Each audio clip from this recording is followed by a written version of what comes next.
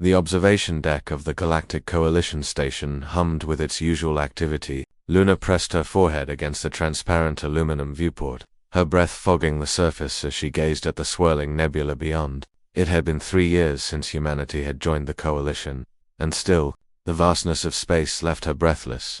"You're doing it again," Cameron said from behind her, his footsteps barely audible on the metal floor. The former Earth Defense Force sergeant carried himself with the measured gait of someone who had seen too much combat. Luna smiled without turning. "Doing what? Staring at nothing like it holds all the answers in the universe."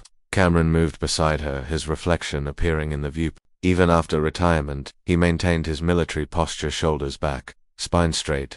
The pale scar running from his left temple to his jaw caught the station's artificial light. "It's not nothing, it's everything." Luna finally turned to face him. "Don't you ever wonder what else is out there, beyond what the Coalition has mapped?" Cameron's expression darkened. "I've seen enough of what's out there, thanks." Luna knew better than to push. Cameron rarely spoke about his service during the Jumfuja incursion, the conflict that had nearly wiped out humanity's outer colonies before the Coalition intervened. Whatever he had witnessed on those burning worlds, it had carved deep lines into his soul.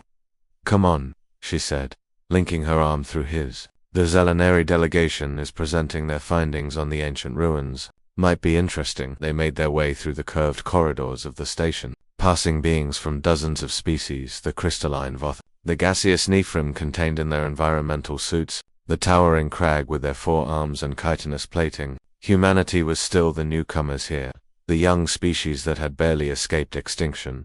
The presentation hall was already crowded when they arrived. Luna found 2 seats near the back while Cameron remained standing, his eyes constantly scanning the room. Old habits. The lead Zelenary researcher, a being that resembled a floating jellyfish with bioluminescent patterns, began its presentation. Holographic images materialized above the stage-enchant structures on a dead world at the edge of Coalition space. The ruins predated any known civilization by millions of years.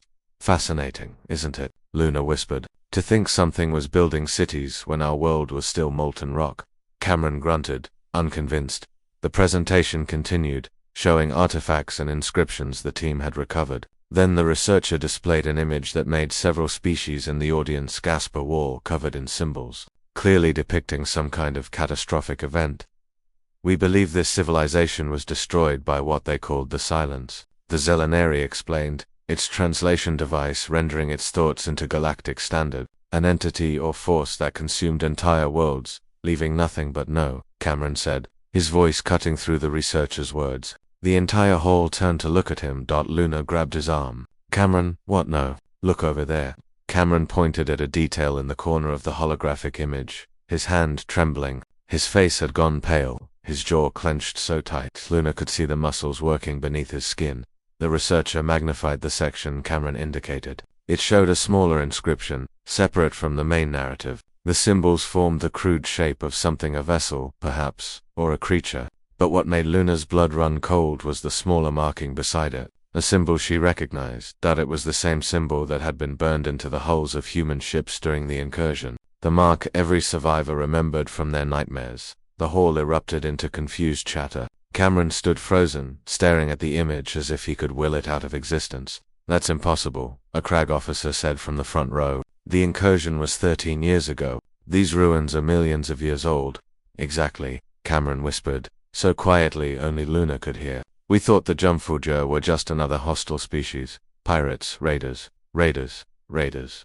His voice cracked. "But if that symbol was here, millions of years ago..." Luna felt the pieces clicking into place, a puzzle she desperately didn't want to solve. "You're saying they're not a species. There's something else. Something that's been around for forever," Cameron finished. "They've been doing this forever. World after world, civilization after civilization." He finally tore his gaze from the hologram to look at Luna, and she saw something she'd never seen in his eyes before. Absolute terror. "We didn't beat them, we survived them. There's a difference." The Zelenary researcher was attempting to restore order to the hall, but Cameron was already moving toward the exit. Luna hurried after him, catching up in the corridor outside. "Cameron, wait." He spun to face her. "The war isn't over, Luna. It never ended. They just moved on, like they always do. Like they've done for millions of years." He grabbed her shoulders, his grip almost painful. "We have to warn the Coalition." have to make them understand what that symbol means. And what does it mean? Luna asked, though she feared she already knew the answer.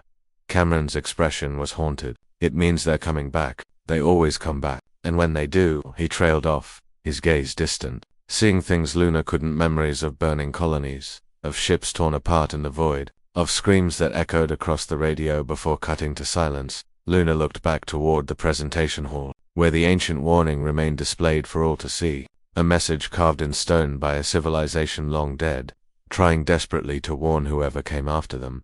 The silence was coming, and this time humanity would have nowhere to hide.